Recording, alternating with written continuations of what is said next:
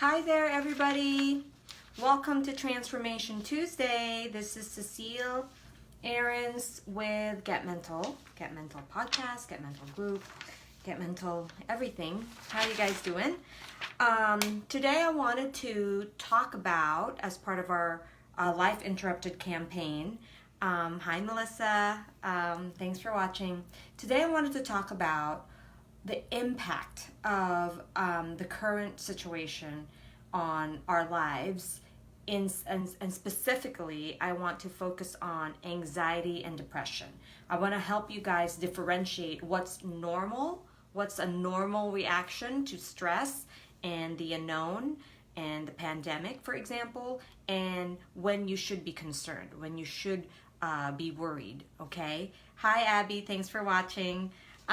So, just a little bit of background, okay? I know you guys are becoming more aware about mental health, and that there have been a lot of, mental health issues that have surfaced in the last 10 years. Not that they weren't there before, but now we're just more aware, we're just less destigmatizing it, and there's just more people, feeling safe to come forward. But because of coronavirus, there has been an influx in a lot of the mental health symptoms, and the Center for Disease Control, CDC, actually predicted a mental health crisis because of coronavirus, and they were correct. And just to give you a little background or a little flavor to how bad it has been, they surveyed over 5,400 adults age 18 to 24, and 25% of those folks considered suicide just in June of this year. So that's a lot, okay? And that's only 5,000 of that age group. Imagine if we surveyed the entire country, okay? I just kind of want to give you guys the sobering fact that even though, things are seemingly, going, everybody's kind of just doing their thing, that there are a lot of people suffering in silence or suffering privately, suffering even when they look like on the outside, that they're doing okay. And this could even be you, okay? And so it's not your fault, first of all. You may have heard me say that here before. It's not your fault, but it is your responsibility to get some support for yourself if you are suffering from mental health issues. Specifically, our topic today is on anxiety and depression. Hi, Gabrielle. Thanks for watching. So you guys, if you have any questions, chime in. This is a good time because I'm available to actually answer it in real time, okay? So basically, depression is different. Clinical depression is different from sadness. Okay, I just want to talk about what normal sadness is. Normal sadness is feeling down, feeling bummed, feeling sad about what's happening and how you may be impacted by the stressors in your life.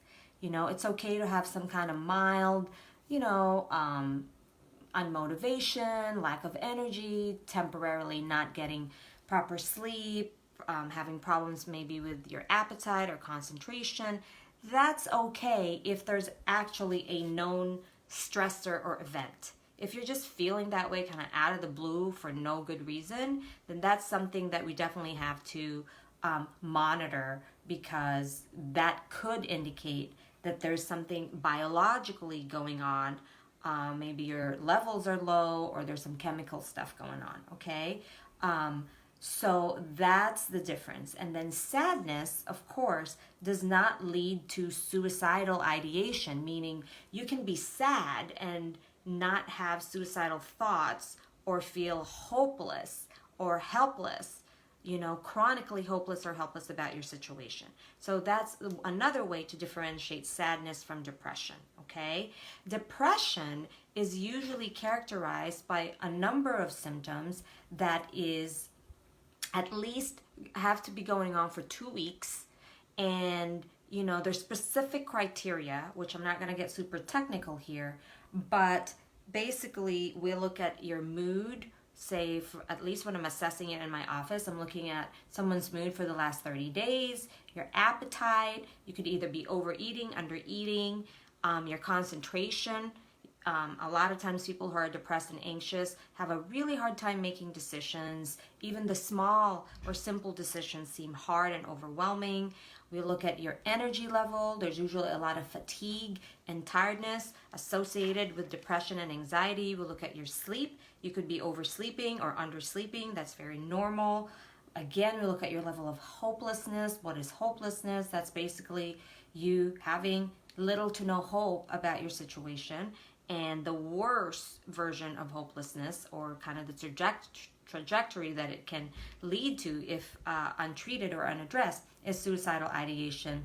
And then, of course, suicidal attempts, or sometimes hurting other people. That's the other phase of depression and anxiety. Then we also look at self-esteem.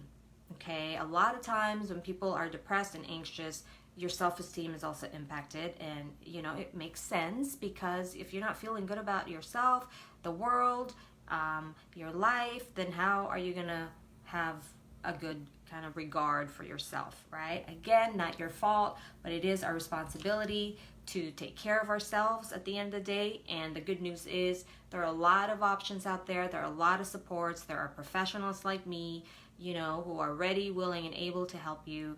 But you have to take the first step, okay? So hopefully that helps you guys differentiate sadness from anxiety, and from depression, okay? So clinical depression, once again, we're looking at least 2 weeks worth of symptoms, and essentially what we're always looking at is the impairment, meaning the type of impact it's having in every or many spheres of your life. So we look at how are the symptoms affecting you at home, how is it affecting you physically, how is it affecting your health, how is it affecting your job or how you function at work, how is it affecting your relationships, how is it affecting your ability, to maintain your responsibilities, and how are you coping with the stressors? Because sometimes you might just have 1 or 2 stressors, like for example, a family member may have died, or you lost your job. And if you have enough resilience or healthy coping skills, that may not lead to a clinical depression or anxiety disorder. But if you have enough stressors that are not treated, or you're not getting help or support for, and you don't have a lot of kind of healthy, positive relationships to protect you and make you feel okay, then you can definitely that can lead to some mental health issues. So is it the chicken or the egg? That is the question, and that is usually what happens. Sometimes it's the chicken, sometimes it's the egg, but it doesn't even matter how you get it. It's the fact that again, if you are suffering from anxiety and depression, there are resources and you can make a choice about it. That's the good news. That's the takeaway. So if you have any questions about depression, please let me know. I'm going to move to anxiety, okay? So anxiety disorder it becomes an anxiety disorder. Again, we look at the impairment. How is it affecting various parts of your life? How is your functioning affected? And some symptoms of anxiety are, again, we'll look at your mood. Are you anxious most of the day, most of the time? We look at your sleep patterns. A lot of times super anxious people have a really hard time winding down, a really hard time sleeping, because you're so hyper aroused, you're so hyper vigilant, so your nervous system's just constantly amped up, and so it's hard to just chill, right? There's also muscle tension associated with that. There's a lot of what we call somatic symptoms associated with anxiety specifically, meaning, you just have a lot of unexplained aches and pains. A lot of times, especially in my culture, the Filipino culture, we tend to complain about like aches and pains and go to the doctor a lot, and then after the tests are completed and nothing is found, that's usually because maybe we've been more anxious than we realize. And so anxiety a lot of mental health issues directly affect the body, but anxiety is definitely even more, it's even more common to have those kinds of symptoms that seem like they're just aches and pains and they're unexplained, that there's no stressor or event that may have, caused your back to kind of tense up. If there are no medical issues, then usually you'll be referred to someone like me, because the assumption, and usually they're right most of the time, the assumption is that there's some psychological, emotional stuff going on. Okay, so anxiety, again, irritability, sleep problems, restlessness, muscle tension, chronic worry. And so worry can be generalized. So that's what we call generalized anxiety disorder. That means you're just worrying about everything and anything, and some worries can be specific to a situation. Sometimes it could be a form of phobia, and sometimes it could lead to panic disorder. Okay, so anxiety can be really debilitating, can be really intense. It can make your life really small. I've helped people, I've worked with people who stopped like leaving their house, who stopped going to the grocery store, before the pandemic, like just because they were so afraid to face the world. I'm working with someone right now who, when we started, she wasn't driving anymore.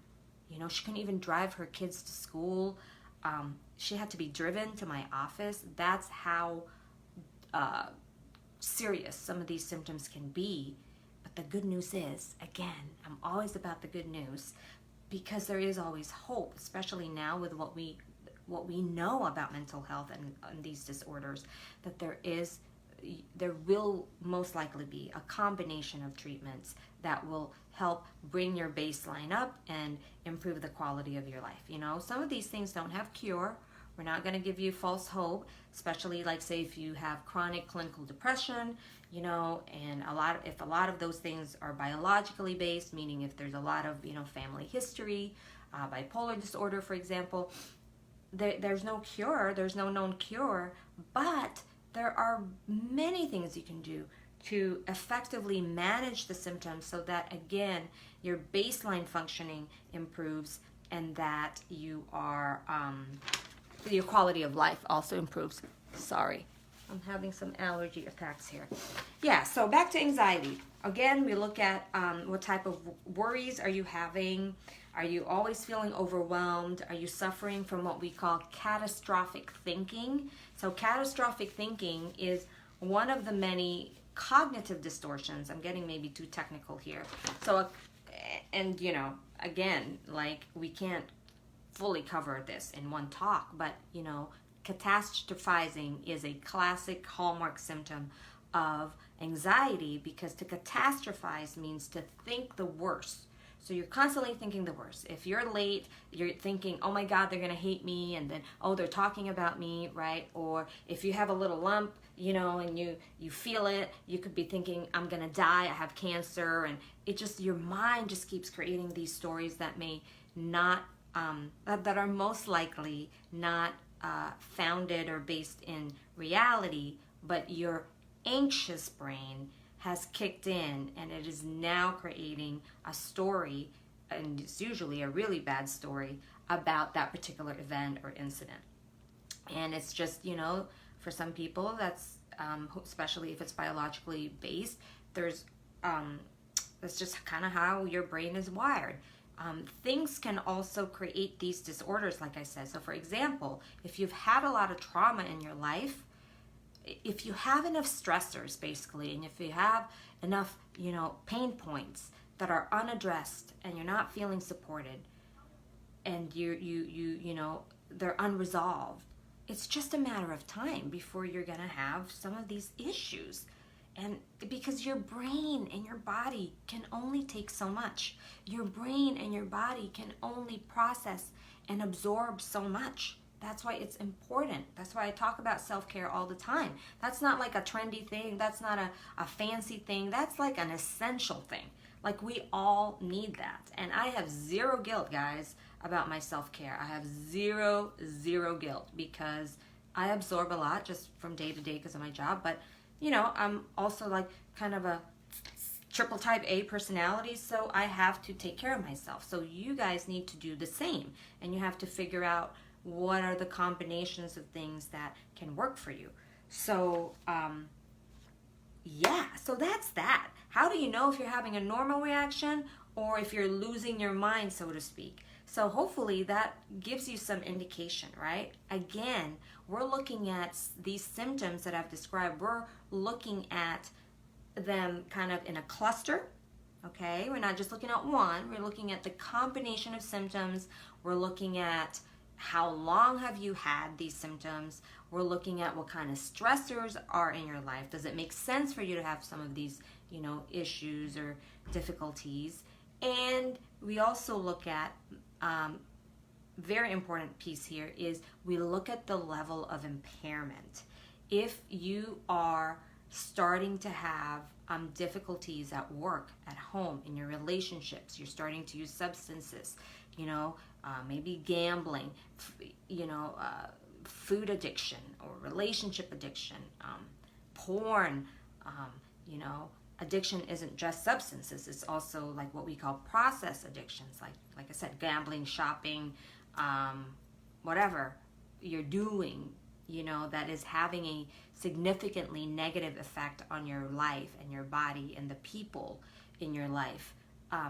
That's when you know that you've crossed the line and it isn't normal anymore, and it most likely has become a problem or a disorder. I don't really like that word, but that's kind of what the industry is using right now. If I had the power and influence, we would name all of these things very differently, but I'm not that powerful. So, but you could have crossed that line already if you're suffering or experiencing 2 or 3 of these symptoms I've described. It would be my advice for you to talk to a professional, if at all, if you can relate to what I'm saying, or you're questioning, or you're like, maybe, I'm not sure. If you're in that category, I would say, what have you got to lose? Just talk to one of us. We'll give you a proper assessment, and if you do, in fact, if you've crossed the line, at least you can intervene a lot earlier in the process. Because the thing you see is, if you don't intervene and you let this stuff go on, it starts to really disintegrate your brain's integrity, right? Because this is a brain disorder, so to speak. Obviously, it's a whole body thing, but there's a lot of kind of stuff going on up here that is not, balanced. And so, there's a saying in our field that neurons that fire together wire together, meaning the more you let something be or go in the wrong direction, okay, the stronger those neural networks become.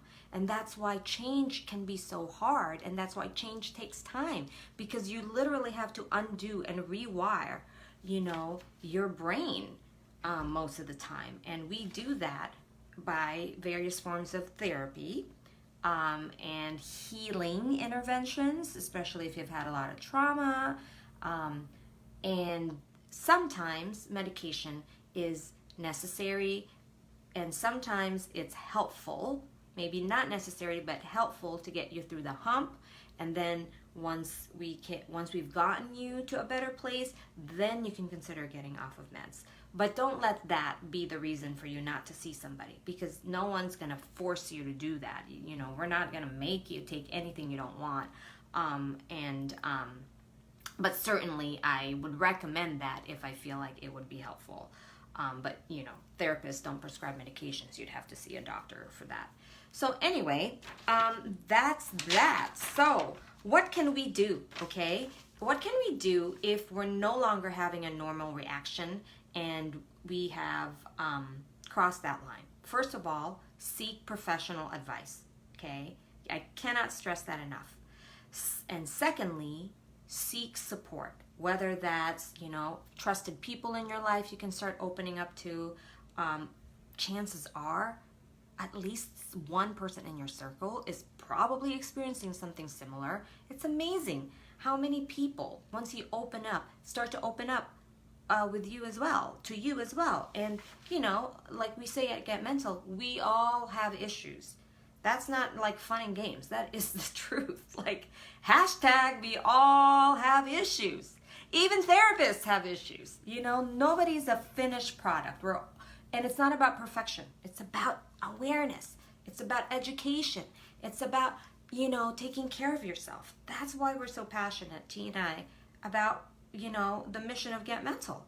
Okay? We're bringing the information to you instead of waiting for, like, things to get really bad before you seek help because you didn't know and you didn't have a name for it. And that's not your fault, because we haven't done a good job in, you know, in the country and in the world focusing on mental health education. We focus on other types of education, and it's only, I think, in the last maybe 10 years, if that we've gotten better as far as mental health. Your mental health is just as important as your physical health. Okay? So, lastly, just practical tips, quickly, what you can do outside of therapy, outside of, you know, these therapeutic interventions from a professional. You got to go back to basics, okay?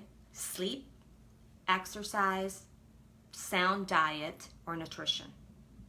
Basics, guys. It is so key and so powerful. So powerful. Actually, I want to share a funny story. I went to some, back in the day, like some dinner conference for medication. You know, I got invited, and one of actually it was a psychiatrist who was doing the talk, and he said that in the 50 years he was in practice, that he would always recommend to clients to focus on their diet and their sleep and their exercise. That was his first prescription before he would give them medication, and then he'll make them come back. And he was astounded how many people, most people, did not follow that advice, you know. But if he gave them a pill, there was more compliance on the pill versus exercise, nutrition, and sleep. I mean, that's pretty fascinating. I can see it, though, from another perspective. Like, if you're depressed and anxious, it's hard to be that good with your diet, sleep, and exercise. But the point he was making was sometimes the simplest recommendation lacks credibility in certain people's eyes because it's too easy and it's free, right? So I bring that point home. Sleep, exercise, and nutrition. Very key. Then, you know, especially I'm thinking about the people in my life who live in the Philippines. Okay, if you guys are here listening and watching, thank you for doing for supporting us, and hopefully you're getting some good value. Thank you to everybody too who watches and listens, but I'm specifically thinking about my friends and family in the Philippines because it's harder to just see a psychiatrist or see a therapist. You know, it's very different culture, very different economic circumstances, so I don't want to be insensitive to that by any means. So some of the simple things you guys can do is, if you believe in God, pray. Prayer can calm the nervous system down, okay? So it's not just a spiritual thing. There is also a physiological effect when you are turning it over to a higher force, to a higher power, okay? And there's a physiological effect when you are, you know, praying and being humble and reflecting, okay? And being vulnerable. Do that with your faith if you have that. Do that with the people you trust, okay? If you can go out for a walk, if that's, I know in the States and in Canada and in Australia, that's easy for us to do, okay? So the things we take for granted, but a place like the Philippines, they can't just walk outside and go for a leisurely walk, okay? Because there's pollution, there's coronavirus, there isn't like a walkway or a bike way. It's like, it's pretty rough. So, but do your best. If you can get out in nature, you know, do your best to do that. Even if just for like 10, 15 minutes, it's, again, being outside, vitamin D, sunshine, nature helps our bodies calm down. This is a very stressful time. There's a collective fear, and collective fear and stress and tension going on in our country. Not just because of the pandemic, but also because of this upcoming election. So you feel it. And I'm an empath, so I'm feeling it even more, right?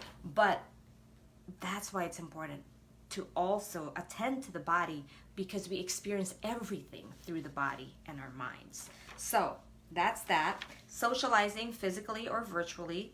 Obviously being safe if you're going to socialize physically. Taking up a hobby or continuing to nurture hobbies that you have. Because that's also, again, really important. Feeding your soul. Focusing on the things that fill your cup. Okay? Also, you know, if you can, consider joining some kind of virtual support group. Or, you know, a meditation group. There's so many innovative things happening right now because of Corona. So even though there's a lot of shitty stuff going on, there's also a lot of ingenuity, innovation, and community collaboration and support going on. And then a couple of other things before we end. Take breaks from stuff as needed, if that's doable, you know, for... Shout out to all the parents. I feel your pain. I actually want to do a show just on that because it's been hard. It's been stressful. Parenting from home, being a teacher, and now, you know, working from home, if we're lucky enough to have a job, right? I'm not complaining. I'm just acknowledging that it's been really, it's been a hell of a 2020, hasn't it? So, yeah, take breaks, have fun, play, laugh, turn off, you know, your devices. Don't watch too much of the negative stuff. Just really be mindful of the kind of stuff you're consuming and the kind of stuff you're feeding your soul and your mind, because again, that information affects us on a cellular level. That's how strong and powerful all this stuff is that we think might be harmless. Okay, so just, you know, we're all doing our best. Just do your best, I guess, and just be mindful when you are connected enough to know that maybe you're not being mindful. And you'll usually, you know, once you become a little bit more mindful, you'll know when to take a break. You'll know kind of the next step. But for a lot of us, these are skills that need to be learned, right? And some of us are luckier than others in that, well, not me, meaning some people may have had great role models as to how to cope. That wasn't necessarily my story. I mean, you know, there have been great things, but there have also been very traumatic things. So for some of us, we have to learn how to cultivate and practice these things a lot more than, say, other people. But the good news, again, I'm always about the good news, because there are a lot of good news out there if you seek it out, if you actually look for the evidence, is that there's a lot of stuff you guys can do to empower yourself, to help yourself, to support yourself, okay? It's never too late.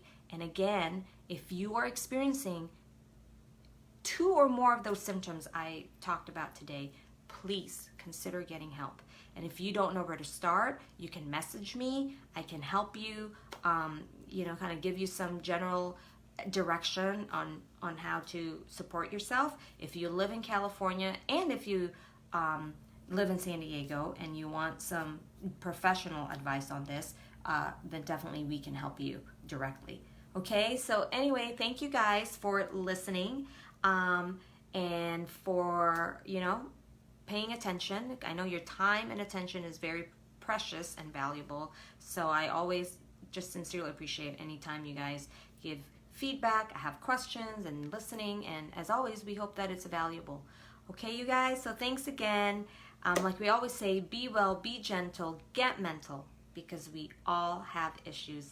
Bye for now, and take very good care.